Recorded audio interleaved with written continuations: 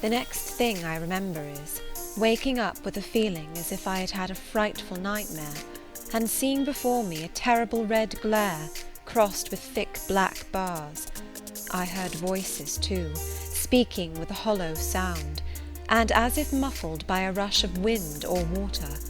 Agitation, uncertainty, and an all-predominating sense of terror confused my faculties. Ere long, I became aware that someone was handling me, lifting me up and supporting me in a sitting posture, and that more tenderly than I had ever been raised or upheld before. I rested my head against a pillow or an arm, and felt easy. In 5 minutes more the cloud of bewilderment dissolved. I knew quite well that I was in my own bed, and that the red glare was the nursery fire. It was night. A candle burnt on the table. Bessie stood at the bed foot with a basin in her hand, and a gentleman sat in a chair near my pillow, leaning over me. I felt an inexpressible relief, a soothing conviction of protection and security, when I knew that there was a stranger in the room, an individual not belonging to Gateshead, and not related to Mrs. Reed. Turning from Bessie, though her presence was far less obnoxious to me than that of Abbott, for instance, would have been, I scrutinized the face of the gentleman. I knew him. It was Mr. Lloyd, an apothecary, sometimes called in by Mrs. Reed when the servants were ailing. For herself and the children she employed a physician. "Well, who am I?" he asked. I pronounced his name, offering him at the same time my hand. He took it, smiling and saying, "We shall do very well by and by." Then he laid me down, and addressing Bessie, charged her to be very careful that I was not disturbed during the night. Having given some further directions, and intimates that he should call again the next day, he departed, to my grief. I felt so sheltered and befriended while he sat in the chair near my pillow, and as he closed the door after him, all the room darkened and my heart again sank. Inexpressible sadness weighed it down. "Do you feel as if you should sleep, miss?" asked Bessie, rather softly. Scarcely dared I answer her, for I feared the next sentence might be rough. "I will try." "Would you like to drink, or could you eat anything?" "No, thank you, Bessie." "Then I think I shall go to bed, for it is past 12 o'clock, but you may call me if you want anything in the night." Wonderful civility this! It emboldened me to ask a question. "Bessie, what is the matter with me? Am I ill?" "You fell sick, I suppose, in the red room with the crying. You'll be better soon, no doubt." Bessie went into the housemaid's apartment, which was near. I heard her say, "Sarah, come and sleep with me in the nursery. I daren't for my life be alone with that poor child tonight. She might die. It's such a strange thing she should have that fit. I wonder if she saw anything. Missus was rather too hard." Sarah came back with her. They both went to bed. They were whispering together for half an hour before they fell asleep. I caught scraps of their conversation, from which I was able only too distinctly to infer the main subject discussed. Something passed her, all dressed in white, and vanished. A great black dog behind him. 3 loud raps on the chamber door.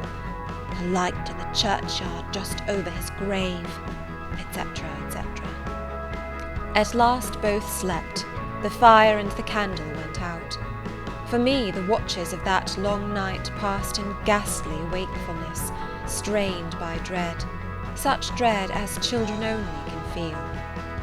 No severe or prolonged bodily illness followed this incident of the Red Room. It only gave my nerves a shock of which I feel the reverberation to this day. Yes, Mrs. Reed, to you I owe some fearful pangs of mental suffering, but I ought to forgive you, for you knew not what you did. While rending my heartstrings, you thought you were only uprooting my bad propensities. Next day by noon I was up and dressed, and sat wrapped in a shawl by the nursery hearth. I felt physically weak and broken down, but my worst ailment was an unutterable wretchedness of mind, a wretchedness which kept drawing from me silent tears.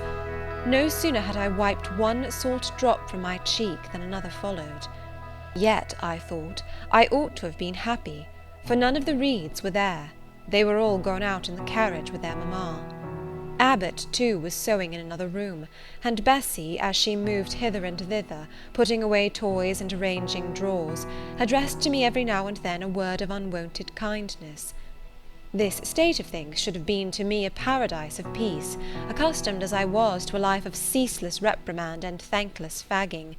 But in fact my racked nerves were now in such a state that no calm could soothe, and no pleasure excite them agreeably. Bessy had been down into the kitchen, and she brought up with her a tart on a certain brightly painted china plate, whose bird of paradise, nestling in a wreath of convolvuli and rosebuds, had been wont to stir in me a most enthusiastic sense of admiration, and which plate I had often petitioned to be allowed to take in my hand in order to examine it more closely, but had always hitherto been deemed unworthy of such a privilege. This precious vessel was now placed on my knee, and I was cordially invited to eat the circlet of delicate pastry upon it. Vain favour! Coming, like most other favours, long deferred, and often wished for, too late. I could not eat the tart, and the plumage of the bird, the tints of the flowers, seemed strangely faded. I put both plate and tart away. Bessy asked if I would have a book. The word book acted as a transient stimulus, and I begged her to fetch Gulliver's Travels from the library. This book I had again and again perused with delight. I considered it a narrative of facts, and discovered in it a vein of interest deeper than what I found in fairy tales. For as to the elves, having sought them in vain among foxglove leaves and bells, under mushrooms, and beneath the ground ivy mantling old walnuts, I had at length made up my mind to the sad truth, that they were all gone out of England to some savage country, where the woods were wilder and thicker, and the population more scant. Whereas Lilliput and Brobdignag being, in my creed, solid parts of the earth's surface, I doubted not that I might one day, by taking a long voyage, see with my own eyes the little fields, houses, and trees, the diminutive people, the tiny cows, sheep, and birds of the one realm, and the cornfields forest high, the mighty mastiffs, the monster cats, the tower-like men and women of the other. Yet, when this cherished volume was now placed in my hand, when I turned over its leaves and sought in its marvellous pictures the charm I had, till now, never failed to find, all was eerie and dreary. The giants were gaunt goblins, the pygmies malevolent and fearful imps, Gulliver a most desolate wanderer in most dread and dangerous regions. I closed the book, which I dared no longer peruse, and put it on the table beside the untasted tart. Bessy had now finished dusting and tidying the room, and having washed her hands, she opened a certain little drawer full of splendid shreds of silk and satin, and began making a new bonnet for Georgiana's doll. Meantime she sang. Her song was, "In the days when we went gypsying, a long time ago."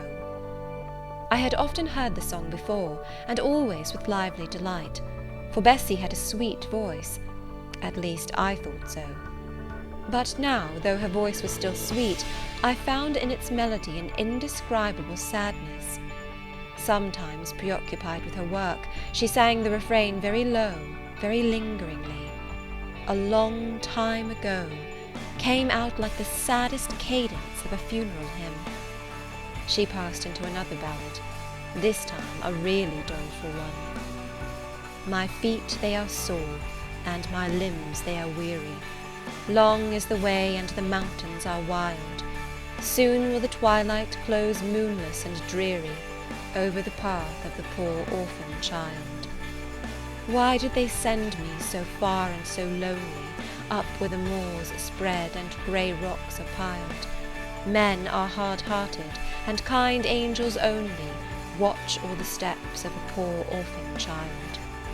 Yet distant and soft the night breeze is blowing, clouds there are none, and clear stars beam mild.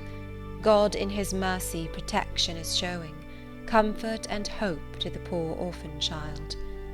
Even should I fall o'er the broken bridge passing, or stray in the marshes by false lights beguiled, still will my Father with promise and blessing take to his bosom the poor orphan child. There is a thought that for strength should avail me, though both of shelter and kindred despoiled. Heaven is a home, and a rest will not fail me. God is a friend to the poor orphan child. "Come, Miss Jane, don't cry," said Bessie as she finished. She might as well have said to the fire, "Don't burn," but how could she divine the morbid suffering to which I was a prey? In the course of the morning Mr. Lloyd came again. "What, already up?" said he as he entered the nursery. "Well, nurse, how is she?" Bessie answered that I was doing very well. "Then she ought to look more cheerful. Come here, Miss Jane. Your name is Jane, is it not?" "Yes, sir, Jane Eyre." "Well, you have been crying, Miss Jane Eyre. Can you tell me what about? Have you any pain?" "No, sir." "Oh, I dare say she is crying because she could not go out with Missus in the carriage," interposed Bessie. "Surely not. Why, she is too old for such pettishness." I thought so too, and my self-esteem being wounded by the false charge, I answered promptly, "I never cried for such a thing in my life. I hate going out in the carriage. I cry because I am miserable." "Oh, fine, miss," said Bessie. The good apothecary appeared a little puzzled. I was standing before him. He fixed his eyes on me very steadily. His eyes were small and grey, not very bright, but I dare say I should think them shrewd now. He had a hard-featured, yet good-natured looking face. Having considered me at leisure, he said, "What made you ill yesterday?" "She had a fall," said Bessie, again putting in a word. "Fall? Why, that is like a baby again. Can't she manage to walk at her age? She must be 8 or 9 years old." "I was knocked down," was the blunt explanation, jerked out of me by another pang of mortified pride. "But that did not make me ill," I added, while Mr. Lloyd helped himself to a pinch of snuff. As he was returning the box to his waistcoat pocket, a loud bell rang for the servants' dinner. He knew what it was. "That's for you, nurse," said he. "You can go down. I'll give Miss Jane a lecture till you come back." Bessie would rather have stayed, but she was obliged to go because punctuality at meals was rigidly enforced at Gateshead Hall. "The fall did not make you ill. What did then?" pursued Mr. Lloyd when Bessie was gone. "I was shut up in a room where there is a ghost till after dark." I saw Mr. Lloyd smile and frown at the same time. "Ghost? What, you are a baby after all? You are afraid of ghosts?" "Of Mr. Reed's ghost I am. He died in that room and was laid out there. Neither Bessie nor anyone else will go into it at night if they can help it, and it was cruel to shut me up alone without a candle. So cruel I think I shall never forget it." "Nonsense. And is it that makes you so miserable? Are you afraid now in daylight?" "No, but night will come again before long, and besides, I am unhappy, very unhappy, for other things." "What other things? Can you tell me some of them?" How much I wished to reply fully to this question. How difficult it was to frame any answer. Children can feel, but they cannot analyse their feelings, and if the analysis is partially effected in thought, they know not how to express the result of the process in words. Fearful, however, of losing this first and only opportunity of relieving my grief by imparting it, I, after a disturbed pause, contrived to frame a meagre, though, as far as it went, true response. "For one thing, I have no father or mother, brothers or sisters." "You have a kind aunt and cousins."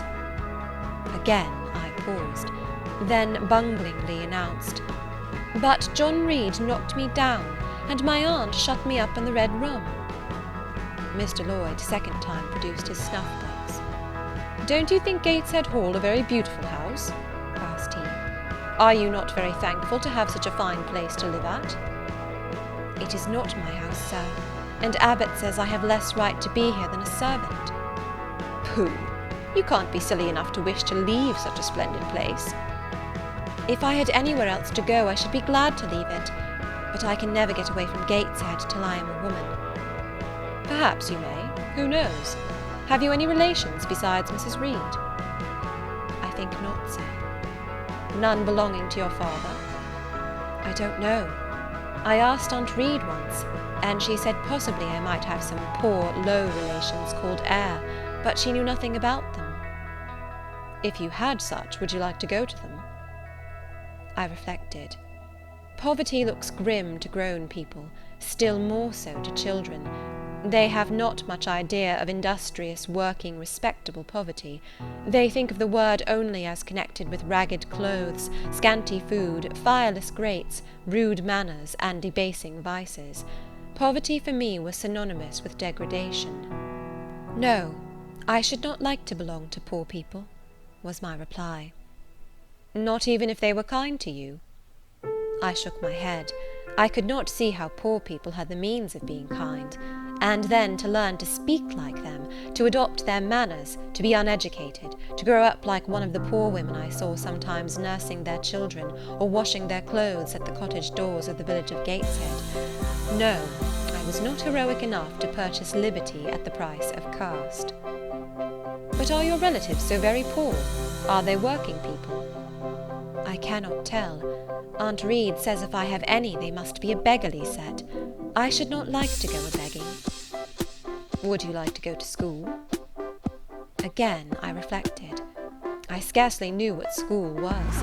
Bessie sometimes spoke of it as a place where young ladies sat in the stocks, wore backboards, and were expected to be exceedingly genteel and precise. John Reed hated his school, and abused his master. But John Reed's tastes were no rule for mine, and if Bessie's accounts of school discipline, gathered from the young ladies of a family where she had lived before coming to Gateshead, were somewhat appalling, her details of certain accomplishments attained by these same young ladies were, I thought, equally attractive. She boasted of beautiful paintings of landscapes and flowers by them executed, of songs they could sing and pieces they could play, of purses they could net, of French books they could translate, till my spirit was moved to emulation as I listened. Besides, school would be a complete change. It implied a long journey, an entire separation from Gateshead, an entrance into a new life. I should indeed like to go to school, was the audible conclusion of my musings. Well, well, who knows what may happen, said Mr. Lloyd as he got up. The child ought to have a change of air and scene, he said, speaking to himself. Nerves not in a good state. Bessie now returned. At the same moment the carriage was heard rolling up the gravel walk.